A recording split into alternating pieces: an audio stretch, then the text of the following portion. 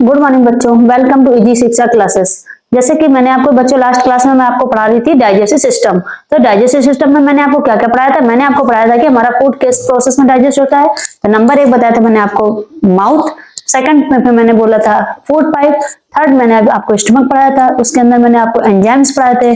फिर फोर्थ मैंने पढ़ाया था आपको स्मॉल इंटेस्टाइन। फिर स्मॉल इंटेस्टाइन से क्या कनेक्ट थी हमारी दो ग्लैंड्स, कौन कौन सी? लीवर एंड दो सेकंड पैनक्रियास, जो कि क्या कर रही थी? जूस दे रही थी। कैसा जूस? यानी कि लीवर अपना जूस दे रहा था और पैनक्रियास अपना। तो हमने लीवर के बारे में पढ़ लिया था कि लीवर हमें बाइल जूस देता है, बट उसमें नो एंजाइम होता है, कोई भी एंजाइम नहीं होता है।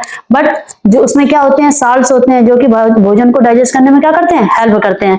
फिर हमने ये भी बताया था कि हम जो फूड ले रहे थे वो कौन कौन से ले रहे थे भाई? हमें पता है कि हम 3 ही फूड खाते हैं। क्या खाते हैं? हम खाते हैं कार्बोहाइड्रेट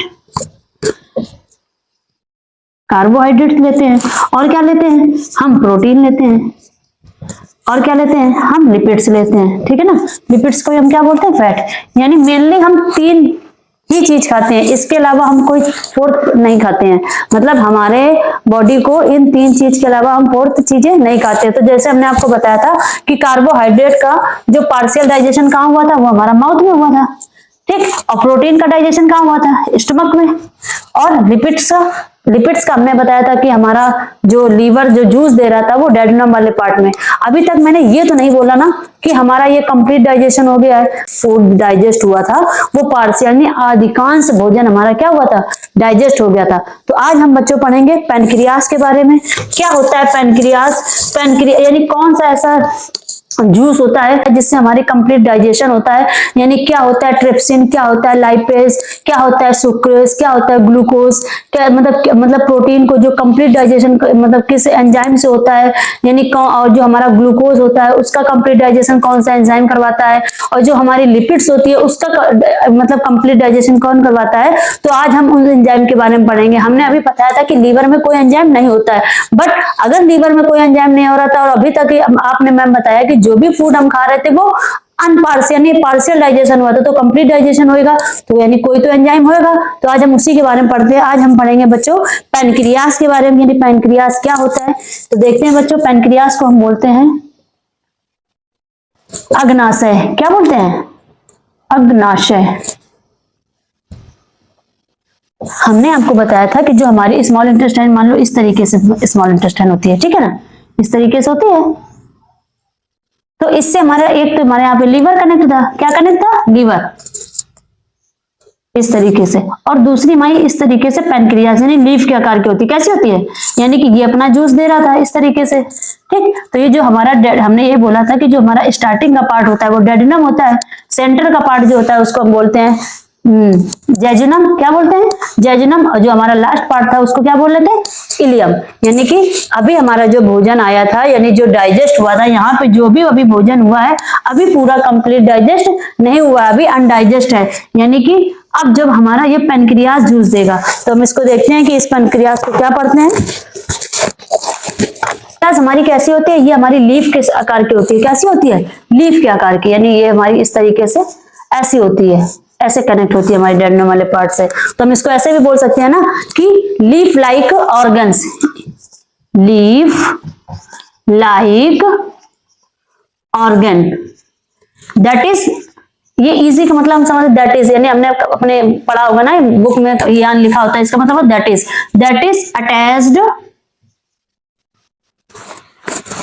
is डेडुनम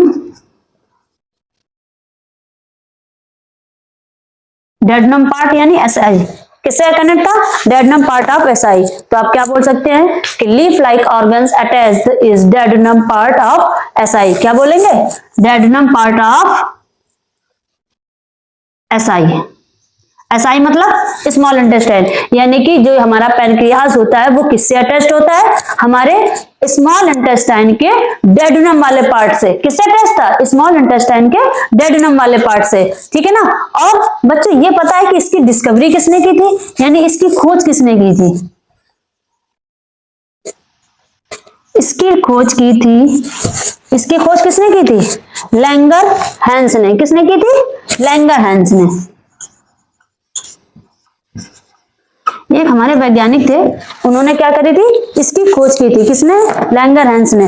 लैंगरहैंस ने बताया कि जो हमारा पैनक्रियाज होता है वो कैसी होती है, एज अ लीफ लाइक, यानी लीफ के आकार की होती है। और ये हमारी पैनक्रियाज क्या है, ये हमारी ग्लैंड है, ठीक है ना। अगर आपसे कोई पूछता है कि लार्जेस्ट ऑर्गन्स, आप में लार्जेस्ट ऑर्गन अगर आपसे कोई पूछता है तो आप क्या बोलोगे?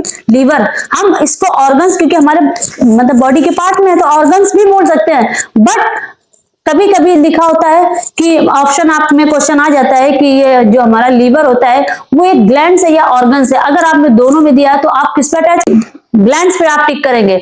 अगर कभी ग्लैंड्स नहीं दिया होता तो आप ऑर्गन्स में भी टिक कर सकते हैं, क्योंकि ये हमारे बॉडी का ही पार्ट है। तो जैसे कि बच्चों हमने बताया कि हमारी जो लीफ थी, जो लैंगरहैंस थे, जैसे कि हमने आपको लीवर में पढ़ाया था कि लीवर में एक सेल होती है, कौन सी सेल होती है? Hepatic cell. ऐसी हमारी पैनक्रियाज में भी सेल होती हैं। जैसे जब ये हमारे लैंगरहैंस थे, इन्होंने क्या बोला, यानी कि इन्होंने जो हमारी पैनक्रियाज थी उनमें जो सेल था उनको नाम दे दिया, यानी कि ये स्टार, ये बना दिया स्टार, किसी को ये, इस तरीके से 4 सेल बना दी। तो ये जो 4 सेल बनी थी उन्होंने इसका नाम दिया, क्या नाम दिया? जो हमारे लैंगरहैंस थे इन्होंने पैनक्रियाज की सेल यानी 4 सेल बताई। कौन सी? फर्स्ट नंबर होती है वो क्या होती है? Alpha cell. कौन सी होती है? Alpha cell. दूसरा कौन सी होती है? Beta cell. और तीसरा कौन सी होती है? Delta cell. कौन सी होती है? Delta cell. और फोर्थ कौन सी होती है हमारी? F cell. कौन सी होती है? F cell. जो हमारी डेल्टा सेल, फोर्थ और अल्फा सेल, बीटा सेल, यानी इन्होंने बोला कि जो हमारी पैनक्रियाज होती है वो 4 सेल में डिवाइड होती हैं। कौन कौन सी? अल्फा सेल, बीटा सेल और डेल्टा सेल और एफ सेल। जो हमारे वैज्ञानिक थे लैंगरहैंस ने, इन्होंने मतलब पैनक्रियाज की डिस्कवरी की और इन्होंने अपने नाम से, मतलब इन्होंने जो पैनक्रियाज थी उसके सेल में पार्ट्स बनाए। यानी कि जो हमारे पैनक्रियाज होते हैं उनके कितनी सेल होती है? तो आप बोलोगे 4 सेल। कौन सी? Alpha, beta and delta, F cell. अब अगर आपसे कोई पूछ दे कि सबसे ज्यादा सेल कौन सी बनाती है, जो हमारी पैनक्रियाज ग्लैंड होती है वो सबसे ज्यादा कौन सी सेल बनाती है? तो वो सबसे ज्यादा जो हमारी सेल बनाती है वो बीटा सेल बनाती है। कौन सी सेल बनाती है? Beta cell. यानी मैक्सिमम कौन सी सेल बनाती है? बीटा सेल बनाती है। अगर अब ये बता सकते हैं आप कि जो हमारी हार्मोन्स और जो हमारी जो बीटा सेल होती हैं, अगर आपसे कोई पूछ दे कि पैनक्रियाज की खोज किसने की थी तो आप क्या बोलोगे? लैंगरहैंस ने। जब लैंगरहैंस ने खोज की तो फिर इन्होंने क्या किया, इन्होंने मतलब जैसे कि हमने आपको पढ़ाया था कि लीवर में भी सेल थी, बट वहां पे कितनी सेल थी? एक सेल थी, जो जिसको मैंने क्या बताया था? हैप्टिक सेल, ठीक है ना। जिनके अंदर क्या थी? रीजनरेट पावर करने की, यानी कि हम लीवर को फिर से रीजनरेट कर सकते थे। ऐसे ही हमारी पैनक्रियाज में भी 4 सेल थी। तो जो लैंगरहैंस थे इन्होंने अपने नाम पे सेल दिया, अपने सेल का नाम दिया, जैसे हम क्या बोले थे? Isolates of Langerhans. क्या बोलेंगे? इन्होंने बोला आइसोलेट्स ऑफ लैंगरहैंस। इन्होंने अपने नाम पे मतलब सेल को नाम दिया। तो कौन कौन से सेल के नाम दिए तो उसको एक बार देख लेते हैं। सबसे पहले उन्होंने बताया कि इसमें 4 सेल होती हैं। कितनी सेल होती हैं? 4 सेल होती हैं, ठीक है ना। तो पहले क्या बताई इन्होंने? Alpha cell. दूसरा क्या बताया? Beta cell. तीसरी इन्होंने बताई डेल्टा सेल। कौन सी बताई? Delta cell. और फोर्थ सेल इन्होंने एफ सेल दिया, ठीक है।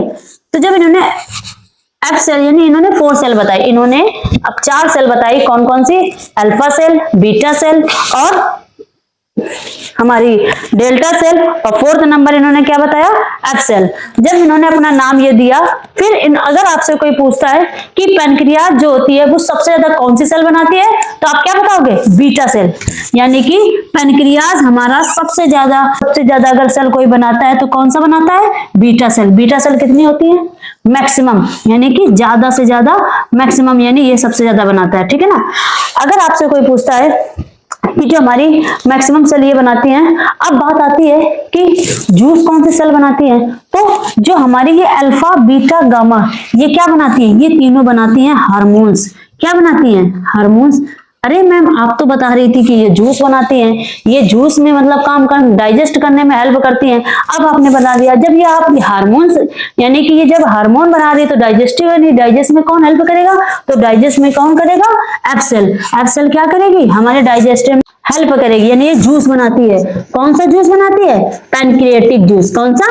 पैनक्रिएटिक जूस, यानी कि ये जूस यानी एफ सेल जो होती है, यानी कि हम इसको क्या बोल सकते हैं, जो हमारी हार्मोन्स बना रही थी इनको हम बोल सकते हैं इंडोक्राइन ग्लैंड्स। क्या बोल सकते हैं, इंडोक्राइन ग्लैंड्स। यानी कि मैम हमारी जो सेल होती हैं वो मतलब कि इंडोक्राइन, यानी कि अगर आपसे कोई पूछता है कि डाइजेस्टिव सिस्टम में ऐसी कौन सी सेल है जो हार्मोन्स बनाती है या किस ऑर्गन्स में पाई जाती हैं, तो आप क्या बताओगे, डाइजेस्टिव सिस्टम में हमारे स्मॉल इंटेस्टाइन से जो कनेक्टेड होती हैं डेड्यूनम वाले पार्ट से, लाइक पैनक्रियाज, उसमें हमारी 4 सेल्स होती हैं, यानी जो alpha cell, beta cell and gamma cell होती हैं, सॉरी डेल्टा सेल, वो क्या बनाती है, हार्मोन सेल। तो इन्हें हम क्या बोल सकते हैं, इंडोक्राइन ग्लैंड्स। अब इंडोक्राइन ग्लैंड्स क्या होती है, ये बस आप सुन लो कि इन्हें इंडोक्राइन ग्लैंड, यानी कि हिंदी में बोलते हैं हम इसको, हिंदी में क्या बोल सकते हैं, अंतःस्रावी ग्रंथि। क्या बोलते हैं, अंतःस्रावी ग्रंथि, ठीक है ना। और जो हमारी जूस यानी पैनक्रियाटिक जूस बनाती है, इन्हें हम क्या बोल सकते हैं, इनको क्या बोल सकते हैं, इनको बोल सकते हैं एक्सोक्राइन सेल। क्या बोल सकते हैं, एक्सोक्राइन सेल। हिंदी में इन्हें क्या बोलेंगे, हिंदी में बोलेंगे बहिस्रावी ग्रंथि। क्या बोलेंगे, बहिस्रावी ग्रंथि, ठीक है ना। तो मैंने आपको क्या पढ़ाया कि जो हमारे लैंगरहैंस थे इन्होंने अपने ही नाम से 4 सेल बनाई, मतलब 4 सेल, यानी कि पैनक्रियास में 4 सेल बताई। कौन कौन सी, alpha cell, beta cell, delta cell, F cell. जो हमारी अल्फा यानी कि ये हमारी सेल है, देखिए ये हमारी 4 सेल है, ठीक। हम इसको बंद कर देते, ये हमारी जो 3 सेल थी यानी हमने इसको अल्फा, बीटा और क्या दे दिया, डेल्टा सेल। ये क्या बना रही थी, ये हमारी बना रही थी हार्मोन्स, यानी इनको हमने क्या बोल दिया, इंडोक्राइन सेल्स। एक मिनट बच्चे रुकना, बच्चों हम इसको एक स्टोरी के तरीके देखते हैं कि कैसे इसको बताते हैं। जैसे कि मैंने आपको बताया, जैसे हमारी ये 4th सेल है, कैसी 4th सेल है, यानी अल्फा, बीटा एंड डेल्टा। ये 5th नंबर, ये 4th नंबर के, इसको भी साइड में कर देते हैं। तो ये हमारी, इसको हमने अल्फा बोला, इसको बीटा बोला, इसको क्या बोला, डेल्टा सेल। तो जो ये सेल थी ये क्या बना रही थी, हार्मोन्स बना रही थी, इसलिए हमने इसको क्या बोल दिया, इंडोक्राइन ग्लैंड्स, यानी कि हिंदी में क्या बोलेंगे, अंतःस्रावी ग्रंथि।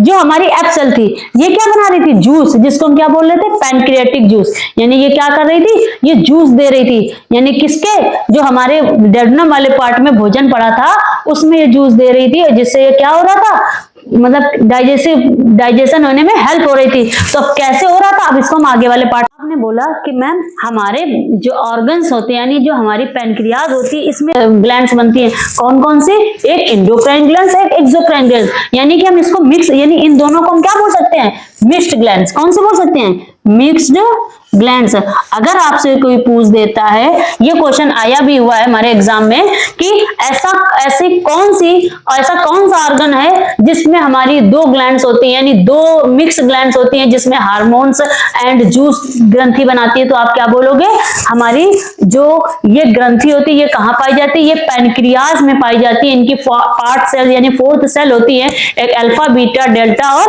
F cell. जो कि हमारी एफ सेल जो कि हमारी पैनक्रियाटिक जूस देती है, और जो हमारी अल्फा बीटा देती है क्या का हार्मोन, यानी हार्मोन देती है एंडोक्राइन। इन्हें हम मिक्स्ड ग्लैंड भी बोल सकते हैं। यानी मिक्स्ड ग्लैंड किस पार्ट का अंदर, तो हमारे पैनक्रियास का ऑर्गन का पार्ट्स है। ओके, अब देखते हैं, मैंने आपको ये बताया कि ये मान लो ये क्या है, हमारी स्मॉल इंटेस्टाइन है। क्या है, इस तरीके से स्मॉल इंटेस्टाइन है। तो यानी यहां से हमारा क्या कनेक्ट था, यहां से हमारा लीवर कनेक्ट था। क्या कनेक्ट था, लीवर। यहां से हमारा क्या आ रहा था, बाइल जूस। इससे हमारी क्या कनेक्ट थी, दोनों है एक ही, मतलब है स्मॉल इंटेस्टाइन से ही, बट यहां से हमारी क्या कनेक्ट थी, पैनक्रियास। पैनक्रियास ऐसा लाइक कैसे होती है, लीफ से जैसे। और जो ये पार्ट था इसको मैंने क्या बोला था, डेड्यूनम पार्ट, इसको बोला था जेजुनम पार्ट, और इसको क्या बोला था, इलियम पार्ट। ठीक है ना। तो हमारा जो फूड आया, अब इसने जूस दिया, ठीक। कौन सा जूस, यानी कि अगर आपसे कोई पूछता है कि जो हमारी पैनक्रियास से जो सेल कौन सी सेल देती है, यानी एफ सेल देती है, क्योंकि एफ सेल ही तो क्या बना रही थी, जूस दे रही थी एफ सेल। पैनक्रियास यानी अग्नाशय। क्या बच्चों आपको पता है कि अग्नाशय जो होता है वो कितना मतलब जूस बनाती है पर डे, यानी कि पूरे 24 घंटे में 1 लीटर जूस बनाती है। कितना, 1 लीटर जूस बनाती है। किसके लिए, हमारे भोजन को डाइजेस्ट करने में। यानी कि आपसे अगर कोई पूछता है कि जो पैनक्रियाज होती है वो पर डे कितना जूस बनाती है, 1 लीटर। कितना बनाती है? 1 लीटर, यानी एक दिन में 1 लीटर जूस बनाती है। अब बात आती है कि हमने अगर अभी आपको जब हमने लीवर पढ़ाया था तो उसमें हमने बोला था कि नो एंजाइम, बट हमारे जो पैनक्रियाज होते हैं इसमें क्या होते हैं? एंजाइम होते हैं। क्या होते हैं? एंजाइम। तो हम इसे बोल सकते हैं enzyme are present. Enzyme are यानी कि एंजाइम किसमें होता है? अग्नाशय में, यानी पैनक्रियाज में। तो देखते हैं कौन कौन से एंजाइम है। जो हमारी पैनक्रियाज होती है, यानी पैनक्रियाज में कितने एंजाइम होते हैं? 3 एंजाइम। कितने होते हैं? 3 एंजाइम। कौन कौन से? तो देखते हैं। Enzyme is present, enzyme is present of duodenum, यानी कि जो हमारा ये डेडनम वाला पार्ट था इसमें क्या थी? पैनक्रियाटिक सेल थी। पैनक्रियाटिक जूस कौन दे रहा था? एफ सेल दे रहा था, ठीक है ना। अब कौन कौन सा हमने आपको बताया, इसमें हमारे एंजाइम होते हैं कितने? 3। कौन कौन से? Amylase, lipase and trypsin. Hindi में लिख सकते हैं एमाइलेज, इसको क्या बोलेंगे? लाइपेज, और इसको क्या बोलेंगे? ट्रिप्सिन। अब बात आती है कि हमने जो भोजन खाया था, हमने तो कार्बोहाइड्रेट्स लिया था, प्रोटीन ली थी, लिपिड्स ली थी, तो एमाइलेज क्या डाइजेस्ट करता है? जो हमारा लाइपेज होता है वो क्या डाइजेस्ट करता है, और जो हमारी ट्रिप्सिन होती है वो क्या डाइजेस्ट करता है? तो उसको देखते हैं।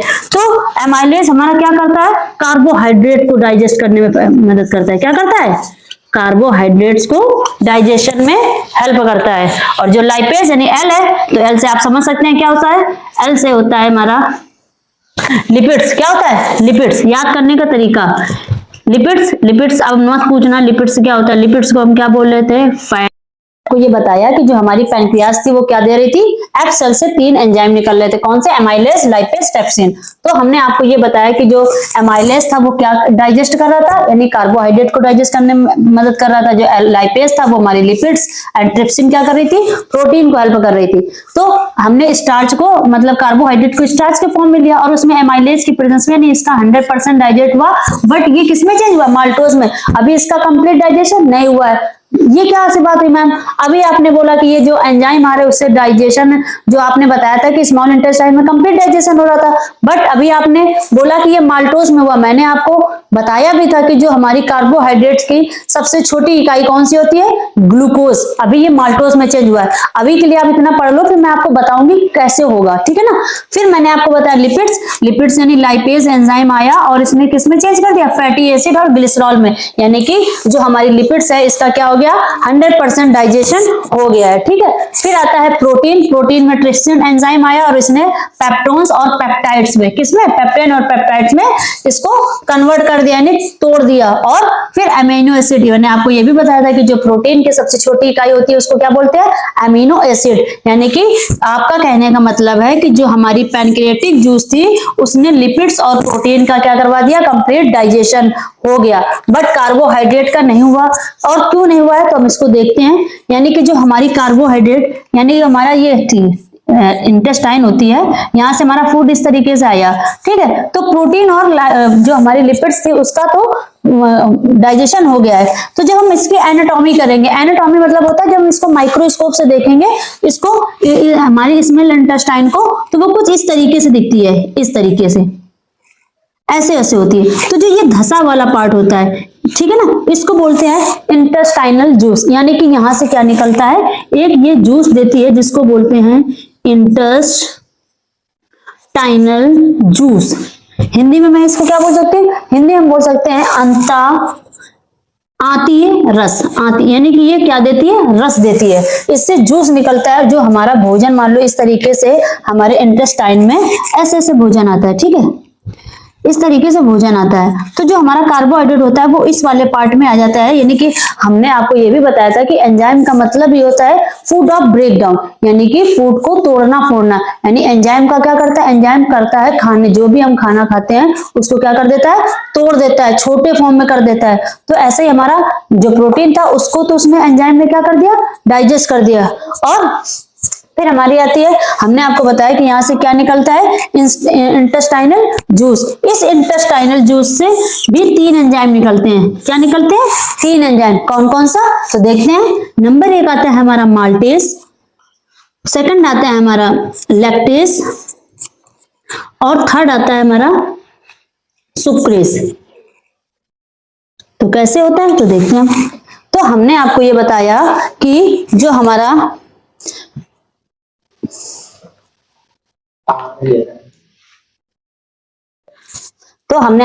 कि जो हमारा इंटेस्टाइनल जूस होता है उसको बोलते हैं आंतररस, और जो ये पार्ट होता है इसको क्या बोलते हैं? ये जो धसा हुआ पार्ट होता है इसको हम बोलते हैं क्रिप्ट ऑफ होता है, इसको हम क्या बोलेंगे? इसको हम बोलेंगे क्रिप्ट ऑफ लीवर कोन। ध्यान से देखना बच्चों, इसको बोलते हैं क्रिप्ट ऑफ लीवर कोन, या हिंदी में हम इसको बोल सकते हैं लीवर कोन की ग्रंथि। क्या बोल सकते हैं? लीवर कोन की ग्रंथि।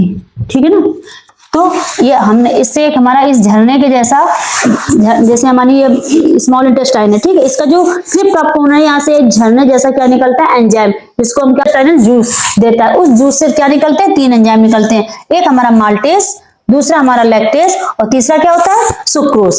अब देखते हैं कि हमने जब जो कार्बोहाइड्रेट लिया था उस पर जब एमाइलेज की प्रेजेंस में हमने 100% दिया तो इसने क्या माल्टोज में चेंज कर दिया। अब माल्टोज को क्या करेंगे? माल्टोज पे जब हम माल्टेज एंजाइम देंगे, क्या देंगे? माल्टेज एंजाइम, माल्टेज एंजाइम, तब ये इसको किसमें तोड़ देगा? ग्लूकोज में। किसमें? ग्लूकोज में। और कितने? 2। ठीक है ना? ग्लूकोज। ऐसे फिर हम लेंगे लैक्टोज, लैक्टोज को किसके? लैक्टेज में, यानी लैक्टोज को लैक्टेज में जब डालेंगे तब ये किसमें टूट जाएगा? ग्लूकोज और प्लस फ्रैक्टोज। क्या? Glucose plus fructose. ऐसे हम लेंगे लाइपेज, सॉरी सुक्रोज, यानी कि हमने सुक्रोज को लिया। जो हमारा लैक्टोज होता है वो किसमें होता है? दूध में। यानी कि आपने बोला था कि लैक्टोज दूध में होता है, बट दूध में प्रोटीन होती है।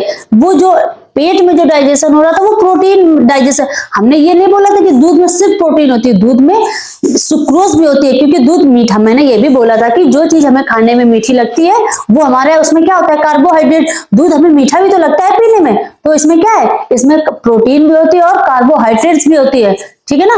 तो यानी लैक्टोज अगर आप चाह हुआ था, यानी कि पूरा तो नहीं कंप्लीट, पूरा डाइजेशन है, थोड़ा बहुत तो बचा होगा, तो उसको कौन डाइजेस्ट कर रहा था? लैक्टोज। ऐसे ही सुक्रोज को जब हम सुक्रेज डालेंगे, सुक्रेज एंजाइम, तो ये किसमें चेंज हो जाएगा? ये हमारा चेंज हो जाएगा ग्लूकोज प्लस ग्लैक्टोज। किसमें? Glucose plus galactose. ठीक। अब बात आती है कि अब हमारा कैसा हो गया? जो फूड का डाइजेशन हो गया वो कैसा हो गया?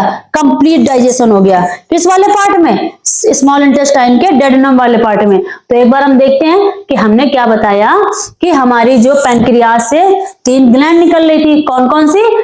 3 जो ग्लैंड थी वो 3 जूस दे रही थी। कौन सा जूस? Amylase, lipase, trypsin. यानी कि एमाइलेज हमारा स्टार्च को डाइजेस्ट कर रहा था, यानी प्रोटीन्स यानी लिपिड्स। फिर हमने बोला कि जो हमारा कार्बोहाइड्रेट था उसका कंप्लीट डाइजेशन नहीं हुआ था, वो हमारी जूस कहां से आ रहा था? वो हमारा इंटेस्टाइनल जूस दे रहा था। इंटेस्टाइनल 3 जूस दे रहा था। कौन कौन से?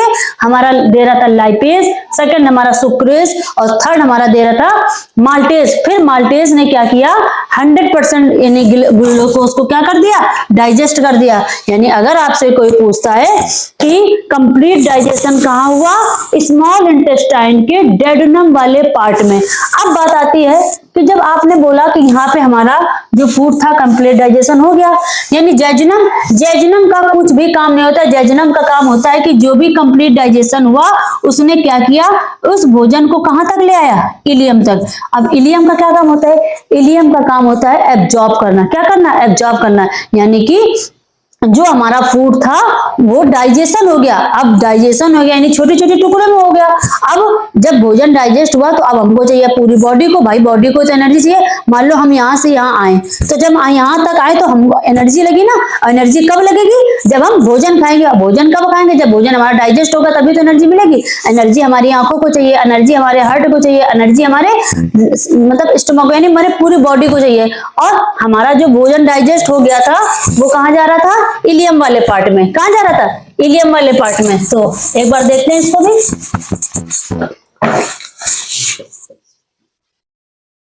इलियम यानी कि यहाँ पे जो हमारा डाइजेशन फूड है, इसने क्या किया? इसने क्या किया? एब्जॉर्ब कर लिया। क्या कर लिया? एब्जॉर्प्शन यानी कि अवशोषण। अब अवशोषण करके क्या करता है? जैसे ये हमारी स्मॉल इंटेस्टाइन है, इस तरीके से, ठीक है। तो ये हमारा फूड जो आया, हम यहाँ बना देते हैं। फूड हमारा इस तरीके से आया, ठीक है। इसने क्या किया? ये हमारा भोजन पड़ा था, इसने इस चीज को एब्जॉर्ब कर लिया और यहीं से हमारी एक सेल होती है जिसे हम क्या बोल रहे थे? ब्लड। यहाँ से ब्लड सेल यानी टिश्यू यानी ऊतक हमारे इस तरीके से आते हैं, ये भोजन को एब्जॉर्ब कर लेते हैं और ये किसमें मिल जाते हैं? हमारे ब्लड में। कहाँ मिल जाते हैं? हमारे ब्लड में घुल जाते हैं। क्या घुल जाता है? हमारा डाइजेस्ट वाला फूड। और घुल के ब्लड कहाँ जाता है? हमने आपको बताया टिल से लेके डाउन तक ब्लड हमारे 24 घंटे 7 दिन ब्लड क्या करता है? फ्लो होता रहता है। और फ्लो होता रहता है तो यानी डाइजेशन वाला फूड है वो क्या पहुंच जाएगा? हमारे पूरे बॉडी को, हमारे पूरे ऑर्गन्स को क्या मिल जाएगी? फूड मिलेगा तो क्या मिलेगी? एनर्जी। तो अब हमने बोला कि इलियम का क्या काम होता है? एब्जॉर्प्शन करना। इस तरीके से हमारा कंप्लीट डाइजेशन हुआ। अभी हमने ये नहीं बताया कि हमने अभी ये नहीं बोला कि वाटर का एब्जॉर्प्शन हुआ, हमने बोला कि जो हमने डाइजेशन यानी जो हमने खाना खाया था, क्या खाया था? हमने खाया था कार्बोहाइड्रेट्स, लिपिड्स एंड प्रोटीन। हमने ये नहीं बोला कि हमने वाटर एब्जॉर्ब किया, हमने बोला हमने अपना भोजन एब्जॉर्ब किया। जो भी हमने भोजन खाया इसलिए हमने उसको एब्जॉर्ब कर लिया। वाटर डाइजेस्ट यानी हम लार्ज इंटेस्टाइन में पढ़ाएंगे, आज हमने आपको पढ़ाया स्मॉल इंटेस्टाइन। अब हमने आपको बताया कि इसका कंप्लीट डाइजेशन कहाँ हुआ? स्मॉल इंटेस्टाइन के डेडुनम वाले पार्ट में। और कल हम पढ़ेंगे लार्ज इंटेस्टाइन के बारे में। अगर हमारी क्लास आपको अच्छी लगी हो तो क्लास को लाइक करिए, चैनल को सब्सक्राइब करिए, वीडियो अच्छी लगे तो आगे दूसरों को शेयर करिए। Okay, bye bye.